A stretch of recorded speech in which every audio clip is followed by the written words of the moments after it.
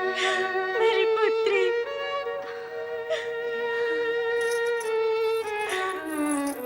आंखें जड़ हो गई थी तुझे देखने के लिए। हाँ पुत्री, तुम आई हो तो ऐसा प्रतीत होता है जैसे इस राजभवन में और हमारे जीवन में पुनः प्रकाश लौट आया है। माते, आप प्रसन्न हैं अथवा दुखी हैं? प्रयत्न तो मैं प्रसन्न होने का कर रही हूँ, पर भावावेश में मन भर आया है। बेटी, ये प्रसन्नता के आंसू हैं। बहुत दिनों बाद देख रही हूँ ना तुझे। अब बस करो महारानी, भविष्य में अपनी पुत्री को देने के लिए कुछ तो ममत्व और वात्सल्य शेष रखो। माँ के मन में ममता का महासागर होता है स्वामी, और सागर कभी रिक्त नहीं होता। हाँ महारानी, सत्य कहती हो। पार्वती, तुम और तुम्हारी दोनों सखियां अत्यंत प्रसन्न दिख रही हो। और तुम तीनों को प्रसन्न देखकर हम दोनों प्रसन्न हैं। बात ही प्रसन्नता की है महारानी। पार्वती कितने समय से कितना कठोर तप कर रही थी, आज उसकी तपस्या सफल हो गई। सत्य कह रही हो? हाँ महाराज, स्वयं भगवान शिव ने पार्वती की शिव भक्ति की परीक्षा ली और विवाह की स्वीकृति भी प्रदान की। अब किसी भी समय पार्वती की विवाह के लिए उनका संदेश आ सकता है। यदि उनका संदेश आएगा तो हम उसका स्वागत करेंगे। हाँ पिताश्री, हमारी प्यारी बहन का विवाह है, ये तो बहुत प्रसन्नता का विषय है। बिना के तुम? हाँ पिताश्री। जया विजया, जाओ अपनी सखी को ले जाओ और इसे राजसी वस्त्रों से सजा दो। जाओ पुत्री।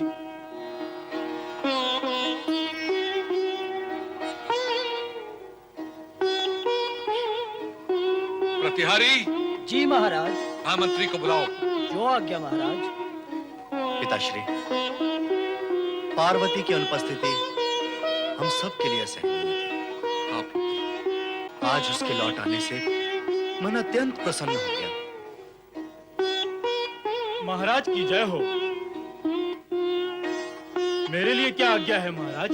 हाँ मंत्री, हमारी पुत्री पार्वती अपनी तपस्या पूर्ण करके लौट आई है।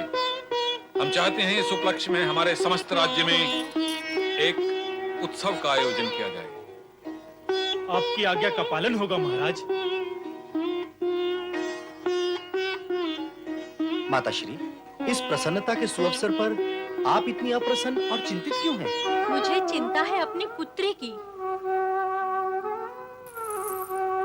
जिस मनोरथ को प्राप्त करने के लिए उसने इतना कठोर तप किया, इतना कठोर तप, क्या उसके पूर्ण हो जाने पर वो उस कैलाशवासी भभूतधारी वैरागी शिव के साथ प्रसन्न रह सकेगी?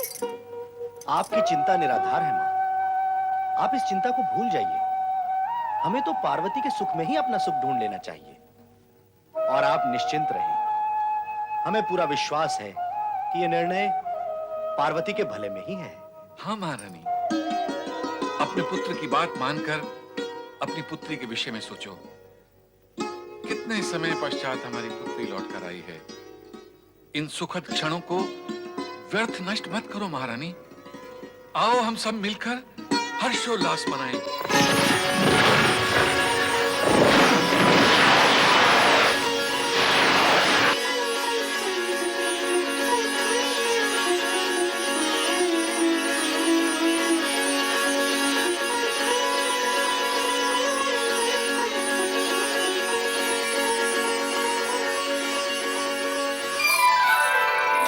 प्रजापालक पर्वत नरेश महाराज हिमालय राज की जय।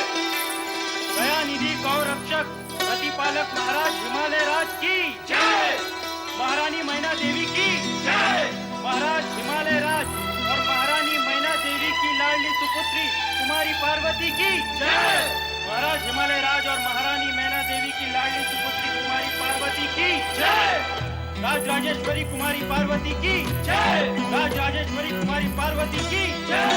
राज राजेश्वरी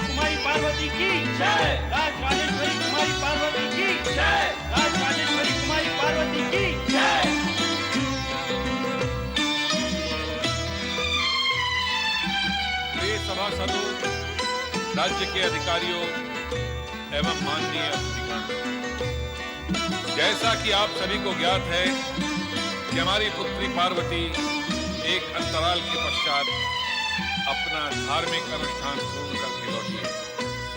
इसी उपलक्ष्य में हमने इस हर्षोल्लास के कार्यक्रम का आयोजन किया है। हमें आशा है कि आप सभी शुभ चिंतकों के आशीर्वाद व कामना से हमारी पुत्री का अनुष्ठान फलीभूत हो। इस हर्षोल्लास की बेला में हमने नृत्य, गान एवं स्वांग का आयोजन किया है। हमें निस्संदेह आशा है ये सभी कार्यक्रम आपको मंत्रमुग्ध कर देंगे। ओम तत्सत, ओम तत्सत, ओम तत्सत। प्रजापालक हिमालय राज की जय बोलो। राज राजेश्वरी मैना रानी की जय बोलो। प्रजा प्रिय युवराज मैना की जय बोलो। प्रियदर्शी राजकुमारी पार्वती की जय। पुत्री के अनुष्ठान से हर्षित होकर आपने सभी को इस हर्षोत्सव में सम्मिलित किया। मैंने भी सोचा इस हर्षोत्सव में भागीदार बनकर आप सभी को हर्षित करूं। कौन हो तुम? मैं हूं एक नटखट नट। जगत कहे जिसे ब्रह्म भट्ट। नट से बन जाऊं मैं नटेश्वर, जगत माने से परमेश्वर। ऐसा अद्भुत हूं मैं नट, जिसका नाम लेकर झटपट तो पाप शीघ्र जाए कट। ऐसा हूं मैं नटों का नट। कहाँ से आए हो तुम? आया हूं कहां से मैं? आया हूं वहां से मैं। धरती अंबर जहां मिले, पुष्प पुण्य के जहां खिले, चहूं और सब धवल धवल, नीर पवन निर्झर निर्मल। बस वहीं से आया हूं मैं, शुभकामनाएं भी लाया हूं मैं। सुंदर, अति सुंदर। तुम्हारी भाषा में प्रभाव भी है और प्रवाह भी। यदि नट का परिचय इतना अद्भुत है तो उसका संपूर्ण चरित्र और भी महान होगा। महान? महान तो केवल महादेव हैं। सभी देवों के परम देव हैं। मैं तो केवल नटराज हूं, स्वांग से भरा हुआ आज हूं।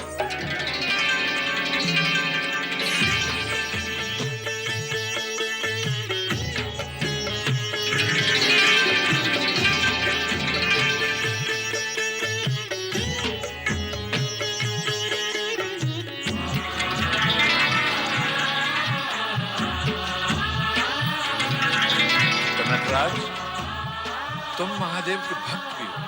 महादेव का भी और महादेवी का भी।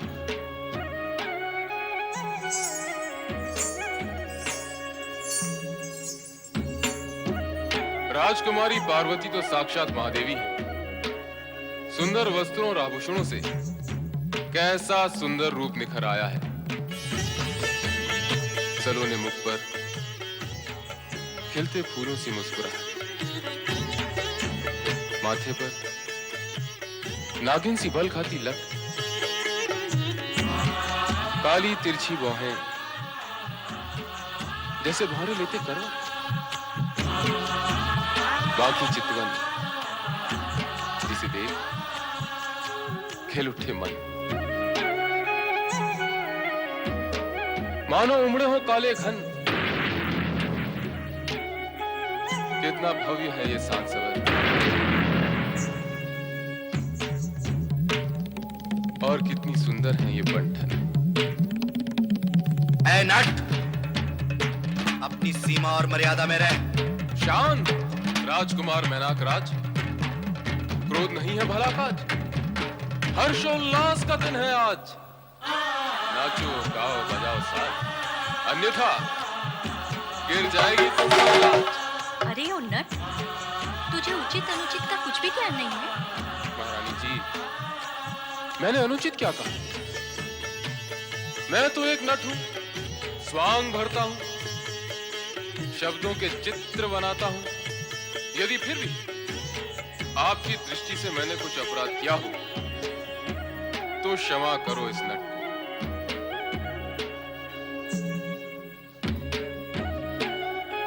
क्यों राजकुमारी पार्वती जी, अब आप ही कहें, मुझसे क्या कोई धृष्टता हुई?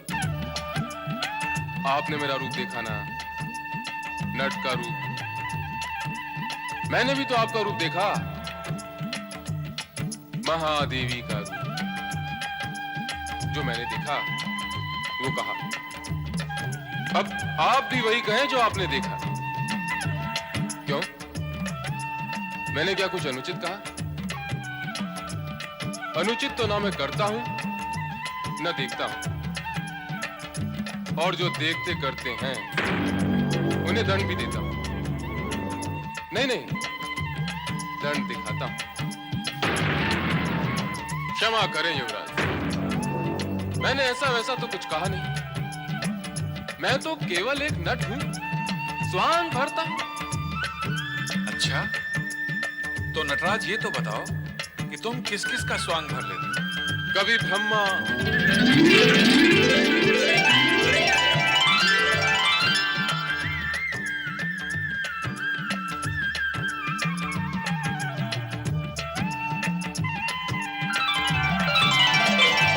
कभी विष्णु,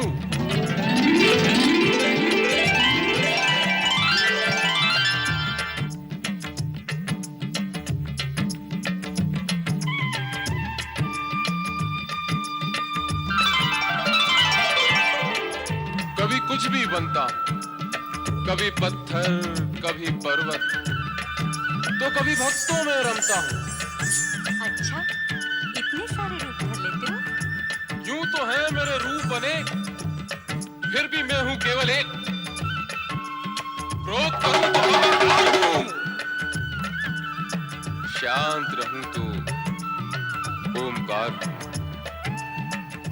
ये सब प्राणी चित्र है मेरे, और मैं इनका चित्रकार हूं। नटराज, तुम अद्भुत, उत्तम रूपकार, चित्रकार और कलाकार।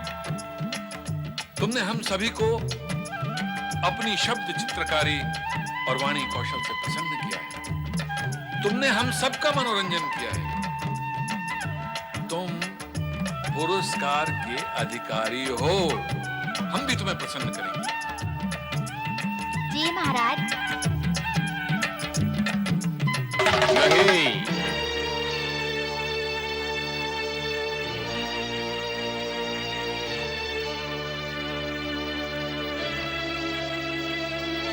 ये भी नहीं। तुम्हें ये भी नहीं चाहिए, वो भी नहीं चाहिए, तो क्या चाहिए तुम्हें? मुझे वो चाहिए जो अनमोल है। तो क्या हाथी, घोड़े, हीरे, जवाहरात चाहिए तुम्हें? नहीं, पद, अधिकार, प्रतिष्ठा चाहिए तुम्हें? नहीं महाराज नहीं, मुझे ये सब कुछ नहीं चाहिए। स्पष्ट शब्दों में कहो, क्या चाहिए तुम्हें? मुझे वो चाहिए जो आपको सबसे अधिक प्रिय है। अरे वाचाल, मुझे सबसे प्रिय तो मेरी पुत्री पार्वती है। हाँ, आपकी वही प्रिय और सुंदर पुत्री पार्वती मुझे चाहिए।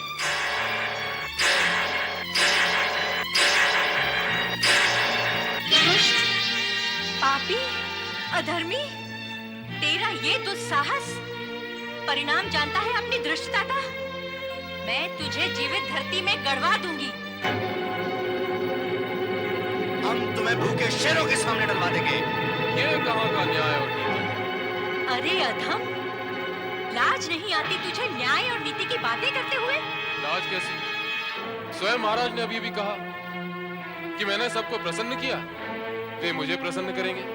पर कहाँ, यहाँ तो सब मिलकर मेरे प्राण लेना चाहते हैं। जब मैंने आप सबको प्रसन्न किया तो मुझे भी प्रसन्न किया जाना चाहिए।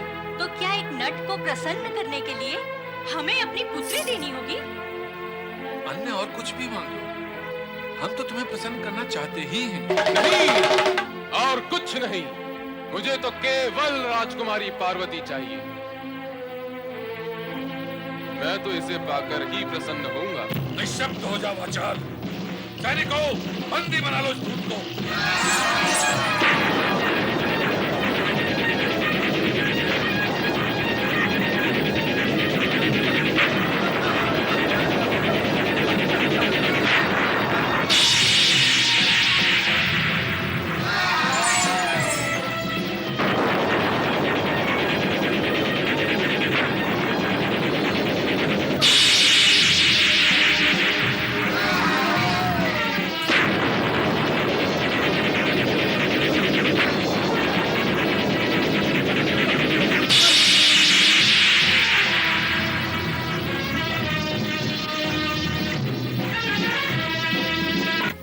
मैंने सबको अल्प समय के लिए अदृश्य कर दिया है। मैं जो चाहूं वो कर सकता हूं। मेरा कोई कुछ नहीं बिगाड़ सकता। पर राजन, ध्यान रहे, मन प्रसन्न करने वाले नट को खाली हाथ लौटाना शुभ नहीं होता। इसका परिणाम भी शुभ नहीं होगा। पुनः विचार कर ले हिमालय राज। विचार हो चुका। तुम्हें मृत्युदंड मिलेगा। मैं तुम्हें जाने नहीं दूंगा।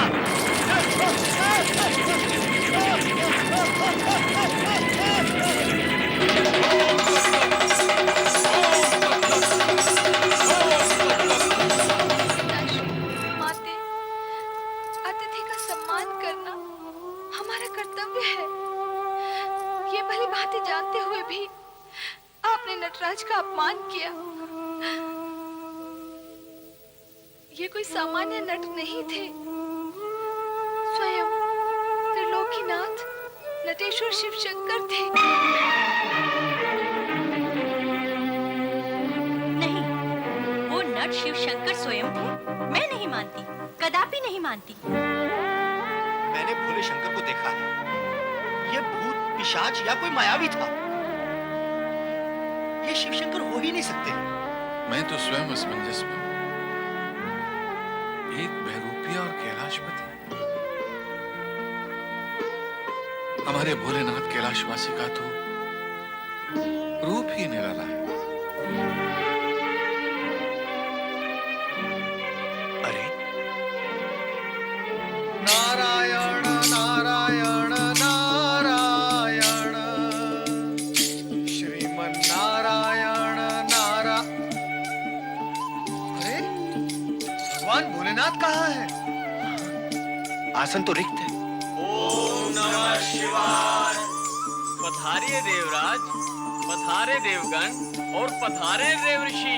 और कितना पधारे नंदी महाराज। पधार गए हमें जितना पधारना था। लाभ क्या हुआ?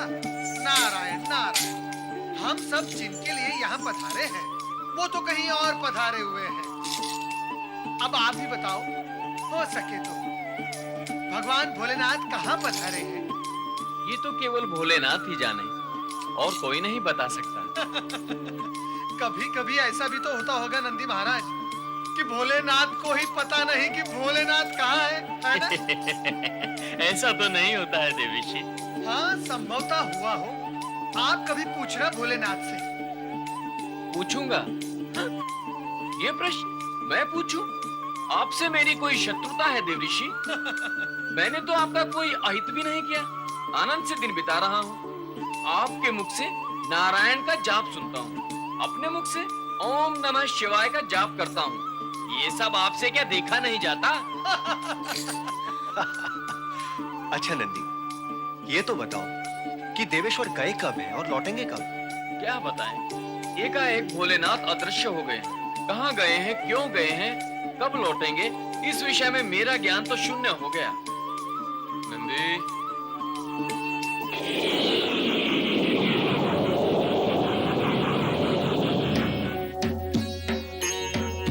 नंदी, तुम हमारे साथ रहकर भी हमारे स्वभाव से परिचित नहीं हो। हम तो सदैव यहीं रहते हैं, कभी कहीं नहीं जाते।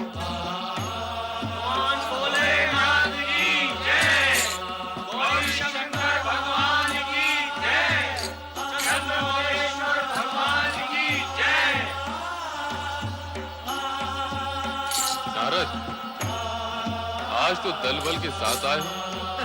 कहो, क्या प्रयोजन लेकर आए हो? भगवान, कैसा दल और कैसा प्रयोजन। नारद, तुम्हारे होठों की फैलती मुस्कुराहट बता रही कि अब तुम्हारी लीलाओं का भी फैलाव अवश्य होगा।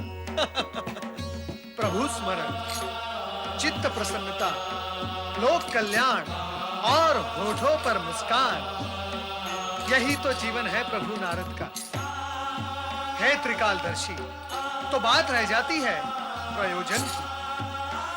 तो प्रभु, मूल विषय यह है कि सब उत्कंठित है ये जानने के लिए, हाँ, इन सभी देवगण में मैं भी हूं। हम सब ये जानने के लिए उत्सुक हैं कि अब आपके विवाह में विलंब क्यों हो रहा है। हाँ देवेश्वर, सारी बाधाएं समाप्त हो चुकी हैं। स्वयं आपने पार्वती की परीक्षा लेकर विवाह की स्वीकृति प्रदान की, तो अब विलंब का क्या कारण है? विलंब का कारण तो पार्वती के माता पिता ही जाने। हम तो पार्वती को दिए वचन अनुसार हिमालय भवन में उनकी पुत्री का हाथ और साथ मांगने गए थे, किंतु महाराज और महारानी ने हमारी मांग को अस्वीकार कर दिया। अस्वीकार कर दिया? ये कैसे संभव है? हिमालय राज परम ज्ञानी है, उन्होंने ऐसा क्यों किया? हमें चलकर उनसे चर्चा करनी होगी। पर हिमालय राज इस सत्य से भली भांति परिचित हैं कि उनकी पुत्री देवी पार्वती का विवाह आपके अतिरिक्त किसी और के साथ हो ही नहीं सकता। फिर भला उन्होंने ऐसा विरुद्ध आचरण क्यों किया? अब इस विषय में हम क्या कहें, ये तो वही जाने। पर हमने जो कुछ कहा वो अक्षरशः सत्य है। अब आप स्वयं विचार कर लें और जो करना है वो अवश्य करें। मैं तो हिमालय राज का जमाता बनने के लिए तत्पर हूं। देवराज, हमें शीघ्र ही चलकर हिमालय राज को समझाना होगा। हाँ देवर्षि, अब तो यही एकमात्र उपाय और मार्ग है। हे त्रिकालदर्शी, हमें आज्ञा दे। हमारी शुभकामनाएं आपके साथ हैं। नारायण नारायण।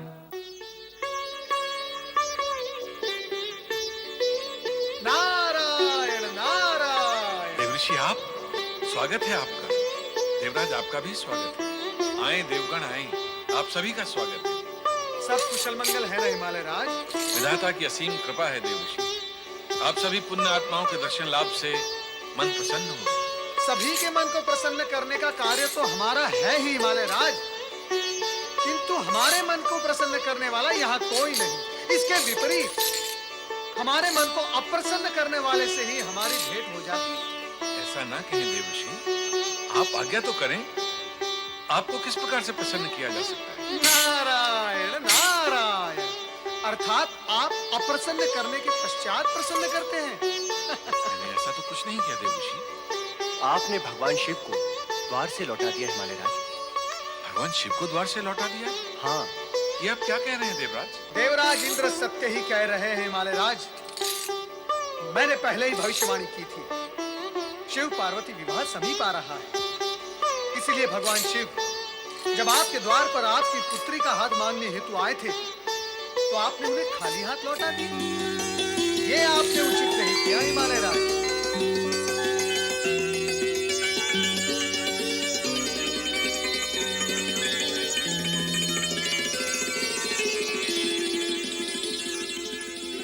हाँ हाँ देवर्षि, एक नट अवश्य आया था। वो कभी परम पिता ब्रह्मा का रूप धारण कर लेता था, तो कभी भगवान विष्णु का, और उसने शिव का रूप धारण कभी नहीं किया। वो नट था देवर्षि, शिव नहीं थे। भला शिव को नट का रूप धारण करने की क्या आवश्यकता है? और देवर्षि, यदि भगवान शिव ने हमारी पुत्री का हाथ मांगा होता, तो हम अवश्य विचार करते। पर एक नट के अनुचित आचरण को हम कैसे सहन कर सकते थे? नारायण नारायण। अर्थात भगवान भोलेनाथ अपनी लीला दिखा गए। भगवान शिव नटवन कर आए थे। अब सारी स्थिति स्पष्ट हो रही है। शिव जी ने जो कहा वो असत्य नहीं था। सत्य भी नहीं था। उन्होंने तो बताया ही नहीं कि वे यहाँ नट बनकर आए थे। उचित है, नट बनकर आए थे, परंतु आए तो थे। हिमालय राज, आप शिवलीलाएं नहीं समझ पाए, इसके लिए दोष किसे दे? यदि समझ जाते तो कुशल ही कुशल होता। परंतु देवर्षि, अब क्या होगा? अब नारायण नारायण, हिमालय राज को स्वयं भगवान भोलेनाथ के पास जाकर उन्हें मनाना होगा। यदि समय रहते ऐसा नहीं हुआ तो अनर्थ ही अनर्थ हो जाएगा। हाँ हिमालय राज, आप सावधान रहें और स्थिति को अपने नियंत्रण में रखें। और ये तभी होगा जब आप शिव जी को मना लें। हिमालय राज, अब हमें आज्ञा दें। नारायण नारायण। देवर्षि नारद और देवराज इंद्र के कथनानुसार भगवान शिव ही नट के रूप में आए थे। यदि शीघ्र इस समस्या का हल न किया गया तो अनर्थ हो जाएगा। किंतु प्रश्न ये है कि भोलेनाथ का अपमान करने के पश्चात मैं किस प्रकार से उन्हें समझा पाऊंगा कि वे पार्वती को पत्नी के रूप में स्वीकार कर लें। इस दुविधा का क्या हल हो सकता है? क्या हल हो सकता है? स्वामी, किस दुविधा में है?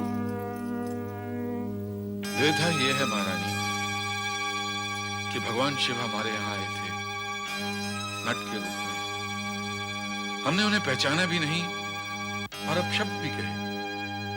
तो इसमें दुविधा कैसी? यदि हम उन्हें पहचान नहीं सके तो इसमें हमारा क्या दोष है? है महारानी, है। भगवान शिव ने बार बार संकेत किया कि मैं शिव हूं, ब्रह्म भट्ट हूं, नटेश्वर हूं। जगत मुझे परमात्मा के रूप में जानता है। मेरे नाम लेने से पाप नष्ट हो जाते हैं। उन्होंने कैलाश पर्वत का भी वर्णन किया जहां वे निवास करते हैं। भक्तों में रम जाने वाला भी कहा अपने आप को, एक रूप वाला ओंकार भी कहा, पर हम फिर भी नहीं उन्हें पहचाने। सारा दोष हमारा ही है रानी।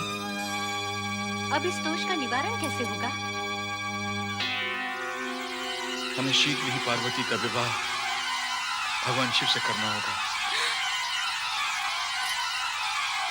पार्वती का विवाह शिव से? उस भभूतधारी, शमशान विहारी, सर्पधारी शिव से? रानी, एक ही भूल को दूसरी बार करने की भूल करोगी तो हमारा जीवन भी भूल बनकर रह जाएगा।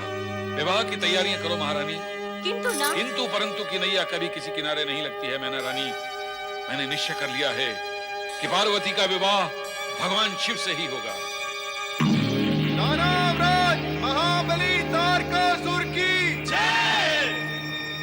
आओ गुप्तचर, हमें तुम पर गर्व है। तुम नित नए समाचार और सूचनाएं लेकर आते हो। कहो, आज क्या समाचार लेकर आए हो? महाबली, आज का समाचार तो विशेष है ही, पर अशुभ भी है। गुप्तचर, इस सिंहासन पर बैठकर हमें अशुभ समाचार सुनने का अभ्यास हो चुका है। कहो, क्या कहते हो? हिमालय राज ने पार्वती का विवाह शिव के साथ करने का निश्चय कर लिया है। पार्वती, पार्वती, पार्वती!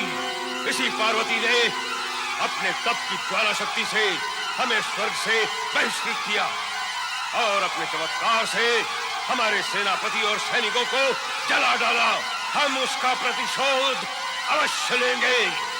पर महाबली, हम पार्वती से प्रतिशोध कैसे ले सकेंगे? वह हिमालय भवन के सुरक्षित स्थान में रहती है, जहाँ चारों ओर ऋषि मुनियों का वास है। हम सारे हिमालय राज्य को ही समाप्त कर देंगे। महाबली की जय हो।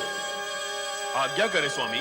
सेनापति भद्रासुर, हमें शीघ्र ही हिमालय राज्य पर आक्रमण करना है और वहां तोड़ फोड़ कर पूर्ण रूप से नष्ट भ्रष्ट करना है। तोड़फोड़? तोड़फोड़ क्यों महाबली? हमारे सेनापति होकर मूर्खों की भांति भ्रष्ट करते हो। तोड़ फोड़ नष्ट भ्रष्ट करना हमारा स्वभाव है, हमारे जीवन का ढंग है, हमारे उद्देश्य का अंग है, क्योंकि हम दानव हैं। ऐसे प्रश्न मानव करते हैं, दानव नहीं। जाओ आक्रमण की तैयारी करो। जो आज्ञा स्वामी। दैत्यराज महाबली तारकासुर की, दैत्यराज महाबली तारकासुर की, दैत्यराज महाबली तारकासुर की।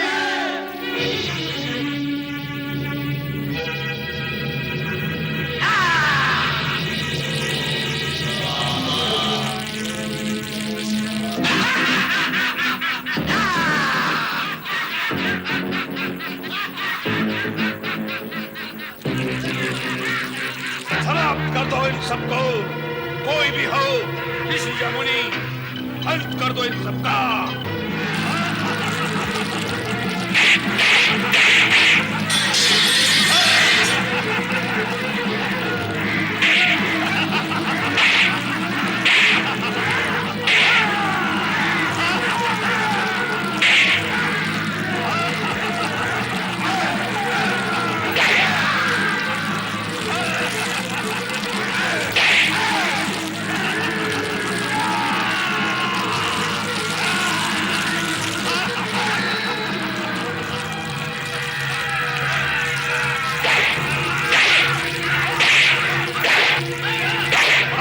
जो भी आए मिटा दो उसे। मैं शिव पार्वती विवाह की संभावनाएं समाप्त कर दूंगा। हमें अपने साथियों के वध का प्रतिशोध लेना है।